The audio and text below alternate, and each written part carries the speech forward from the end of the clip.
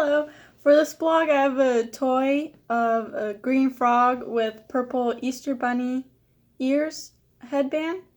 It's actually marketed as an Easter toy, and I think this will be good for this assignment. When I think of Easter, it reminds me of going to church for Sundays and holidays. Christianity seems to be a very white religion, and I think the majority of my congregation that I went to in the past were white people. I think a lot of that comes from the fact that Europeans used Christianity as a reason to spread across the world and take over other civilizations, such as Christopher Columbus landing in America and displacing the Native Americans. Many of the founding fathers were also white and Christians, and so their values bled into our Constitution and the laws that they made. And I think that still affects certain laws that we make. Christianity isn't limited to only white people, but I think a majority of Christians are white. Or at least that's the stereotype of, I think, because of Christians' history.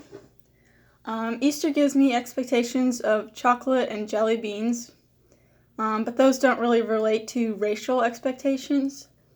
If you think more about Easter and where it comes from, it is celebrating the rise of Jesus Christ after he was crucified. And Jesus wasn't white. A lot of art depicts Jesus as white, so we came to think that he was. But he was from Nazareth, which is in Israel, and people in Israel aren't really white. So he probably looked more Arab. So more of a brown person. Arab stereotypes that I think of are women in hijabs or other head wraps and dusty, desert environments like Dubai. Expectations of Arabs they are rich and own their own businesses, such as people in Dubai. I think that has a really glamorous environment. The frog itself reminds me of rainforests because of tree frogs and also swamps in America, like ponds. The Disney movie The Princess and the Frog uses the story to portray a person of color as the first princess for the first time.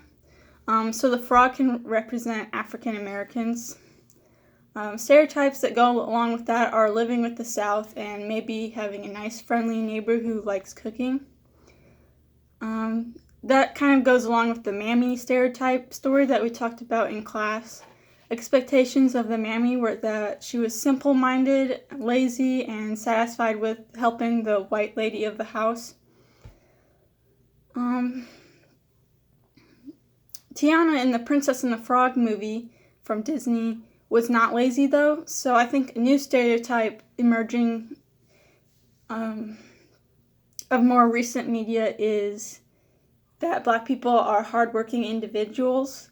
Tiana was very hardworking because she bussed tables every day to save money for her dream restaurant. I think Black women today are working very hard to get into college, graduate, and get ahead of a lot of people. The mammy stereotype was also undersexualizing Black women so that they had zero appeal to the men in the house. In today's world, there are more Black women becoming popular and becoming celebrities and being sexual. So I think mostly about big rappers like Cardi B and Megan Thee Stallion and City Girls, but there are also popular singers like Rihanna and Beyonce and Lizzo. These women have a lot of sexual appeal in their songs and their blingy outfits, and a lot of the time they have their nails, hair, and makeup done for their music videos, so they are really expressing themselves to their fullest. So in conclusion, I think the frog represents Christianity and or with the bunny ears represents Christianity and African American women, I guess. Thank you.